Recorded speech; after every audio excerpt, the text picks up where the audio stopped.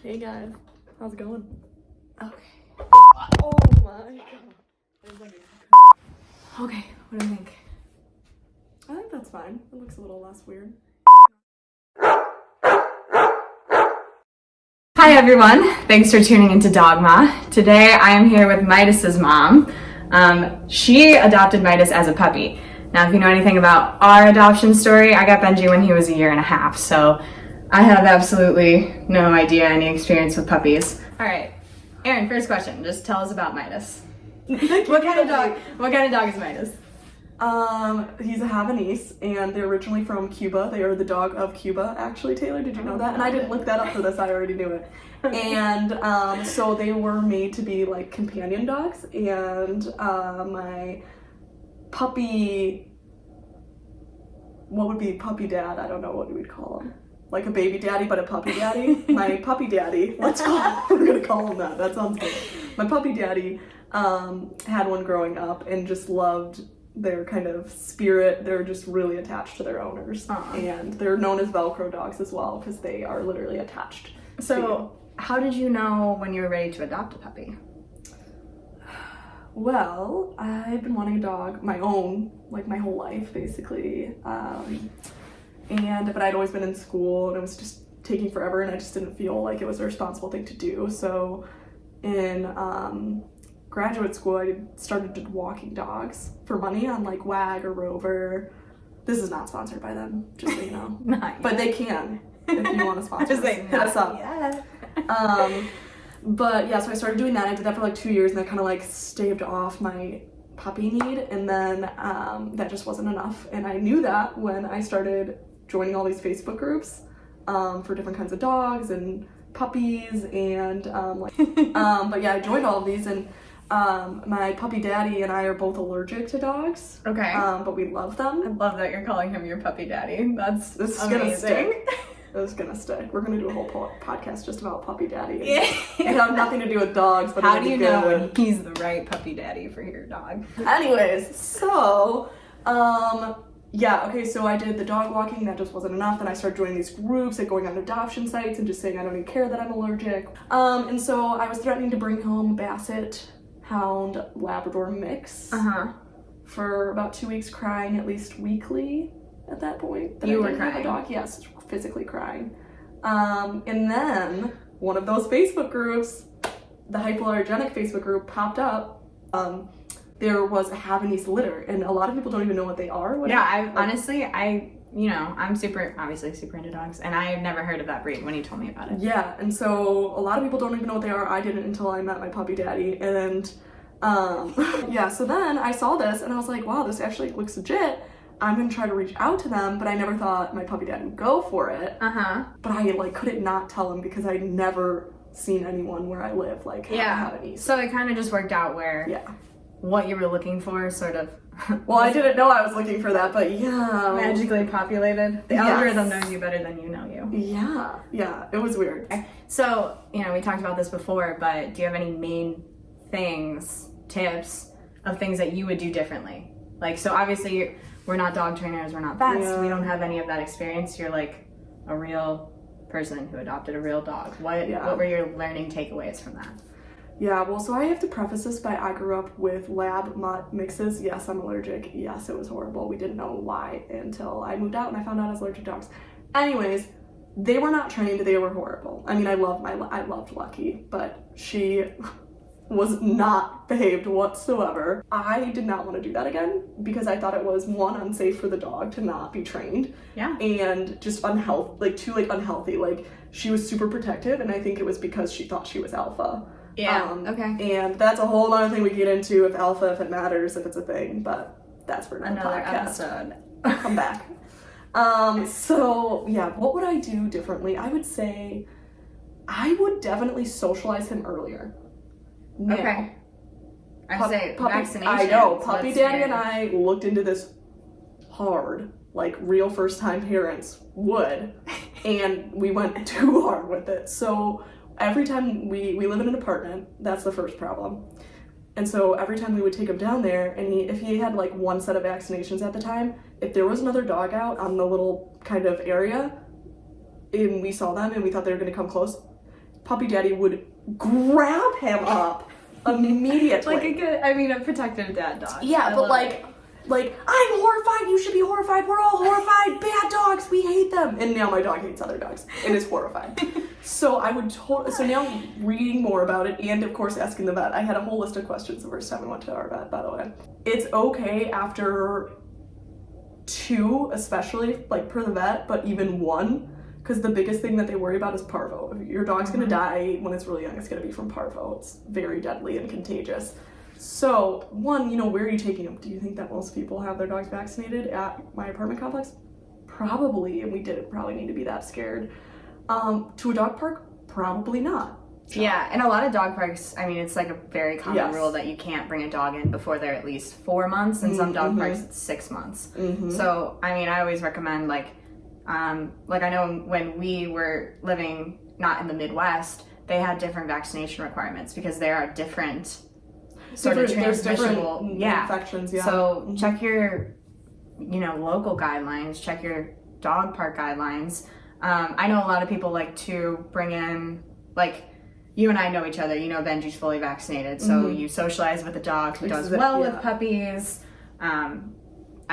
that's another way. Yeah, like the demeanor. And like smaller, right? Like smaller, controlled, my dog, me, so you can feel safe with your puppy. Because not all dogs like small dogs or puppies or unfixed dogs, which obviously they smell different. Yeah, so like all things to definitely take into consideration, right? Yeah, yep. And I really think that your point on the demeanor, especially because Benji has such like a special demeanor, he's just so calm and just precious. Yeah, a perfect baby. Like you said, check your guidelines, ask your vet, like obviously they know it's their job. And even like I was waiting until that appointment and that was a mistake. I could have just called them and they told me. Yeah, you could totally call. Absolutely. They know that stuff on hand. And with the socializing, I always think like, okay, Midas and Benji have met and Midas was kind of apprehensive about it. He doesn't have to be a perfectly socialized dog in one visit. Yeah, he doesn't have to be a unicorn dog. That's something that I would say. Dog? Yes. So I was reading more about this because my dog is afraid of dogs, and now I have to work on that. And when I was reading about it, said not everyone's dog is going to be a unicorn dog, and that's what dog trainers call a dog who loves all other dogs, all other humans, and everything in life. Oh, a Benji. Like they're just it's a Benji. They're perfect. And they want to go to dog parks, they want to go to small settings, they want to go to big like they'll do anything and they're perfect with it and you never have to do anything. Yeah. And everyone thinks that that's how they should train their dog, and even dog trainers are like, some dogs don't want to go to the dog park ever. Yeah. Some people. And this is something I say all the time. I love dog parks. Benji does great at dog parks, but dog parks aren't for everyone. And like forcing your dogs into those situations because you feel like you should be, because maybe everyone else is. Yeah, no, definitely. I did that. We did that. Circling back to like tips and whatnot, you mentioned to me that you read some books. Do you know any of those resources off the top of your head or things that you would recommend for new dog parents? Yeah, well, so there's a lot of stuff out there and it's very overwhelming, but I think that the most important thing is that you're making the effort, but also the fact that you're thinking that far ahead. I think it's too late to get the books after you have the dog, especially a puppy, because the window that you have is so small and it makes such a huge impact. Like you could see with Midas, when us, everything else was perfect, but we picked him up from dogs not knowing what we were doing and realize now like that is imprinted on him. That is like, you can still get out of it. Yeah. But yeah. So I would say I did go on Amazon trying to get breed specific just because I really want to understand more about him, especially the medical conditions that he might face. Again, I had mutts and I never really knew, and they didn't live that long. They were bigger dogs. And I knew that with my puppy daddy's dog, he had the little bowed legs and he had a classical trachea, and that's actually more common in that breed. So I got a specific old school book. It's just literally called Havanese, I'm pretty sure. But so that was the main book. Now I got 2 other books. So I originally started with Cesar Millan, not sponsored by him, nor do I condone anything that he does, and I do not know what he does. And I'm not saying that's the way to go, but I wanted multiple perspectives. So you're just sharing your experience. Yes. What you actually read and looked at and found. Yeah, and it was Cesar Millan, Raising the Perfect Dog.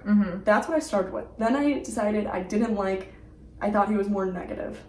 And I was a little worried about that, and I felt like I watched the show Dog Whisperer, right? And I was like, I loved that because I learned a ton from that, but I didn't like how forceful he was, and I have a small dog, and me trying to do the leash techniques that he did, like my dog fell and it looked like I was like abusive. So that happened one time, and now it's done. Yeah. So I couldn't really like pull like the leash, like just a quick tug, he would say, and I was like, okay. So like my dog like dog flies across the room. Yeah. So I did that, and then I researched, okay, let's try like some other trainers or popular people and see what they kind of have to offer. So I went to a Victoria Stilwell book, and she focuses a lot more on positive reinforcement and just understanding the way that dogs communicate, which was super helpful. Learning that, you know, you can do hand signals and that helps them because it's an extra cue. Yeah.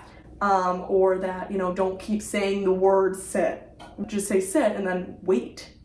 And eventually they'll probably sit down. You could be like, okay, sit. Yeah. Well, I know one thing, which, you know, we don't have a puppy, but Benji was still young, he came fairly well trained, but when we were trying to teach him more tricks or just basic commands, my puppy daddy, well, my dog dad, I don't know, it's not as cool. Yeah, it doesn't sound as good, weird. but we had to agree on one word. Yeah, that's because I messed that up a lot. Because he doesn't like to walk outside and say, okay, Benji, go potty. But that's, you know what I mean? Like, so I think as a couple, or just in general, using consistency Very for your important. commands. Yes. Because if you're saying one thing, he's saying another thing, then it's like, the dog doesn't really know what to do. You know what I mean? And Benji definitely has some commands that are from Austin that I'm like, dang it. Yeah. That's interesting. I don't like that word. See, like, if I'm going to take a toy from him, we say mine, which I hate. Oh, Mine. God, he would. Mine. Ugh. Everyone gives me crap about the words that I chose, but okay, first of all, some of them were on accident, and they just worked, so whatever. It's what he responded, like, yes. Mike's responded instead to. of saying come, I say bring, and he's really supposed to bring me something. But really now it just means come, because I would say bring, and then he would come to me and I'd be like, yeah. And so now I say bring, and like he'll like come from like the sky, wherever he is. It's super weird. The other thing is like, I didn't want to say down for lay down, right? But then everybody, when he jumps up on shit, they're like, oh, down. down. I'm like, what do you say? Off. Off. He knows off. Okay. And apparently that's not intuitive, but using one word is super. Yeah, consistency is important. Using one word and not everybody screaming at the same time, because that's just not helpful. Just one person giving commands we found to be really helpful. What's your favorite thing about being a puppy dog mom? Everything. Oh my God. It's the best thing I ever did. I didn't say that. You said, when will you be ready? You're ready whenever like you need it and you want it that bad, because we were very busy when we got him and I was exhausted and I loved every second of it. So I would say coming home to him. Yeah, that's probably the best part. Okay. Yeah. He's always so excited. I love being a dog mom. I mean, you're right. Like, I have to walk Benji, exercise him in the freezing cold in the Midwest. I don't even care. No, I don't. So cute. Yeah. Yeah, or like picking up his poop really doesn't even gross me out. Like, I'm like, smell it. Benji's poop. Who cares? So. That was nice. All right. He's a COVID puppy too, so actually he sits and waits for you to wash your hands when you get home. That was not intentional training, but hey, you want to be consistent. He's like, wash those hands. That's disgusting. He goes, sits in his bed, he's so excited. Okay, any other tips, tricks, things you wish people knew about adopting a puppy? So many things. Give me 3. But you're just gonna have to come back for more. Oh, I like it. Yeah. Come join our pack. Yeah, check us out at thedogmapack.com. You can also give us a follow on Instagram or Twitter. Same handle there. But thanks for tuning in, and thank you so much for joining us, Midas's mom. I think your tips, tricks, all that were super helpful, especially because I have no experience in that. So. Well, awesome. Thanks for having me. Yeah. The DogMa. Thanks, guys. Oh, the puppy DogMa. And apparently puppy daddy is. Yeah. That'll catch on. Dog dad. Puppy daddy. All right, bye guys. Thanks.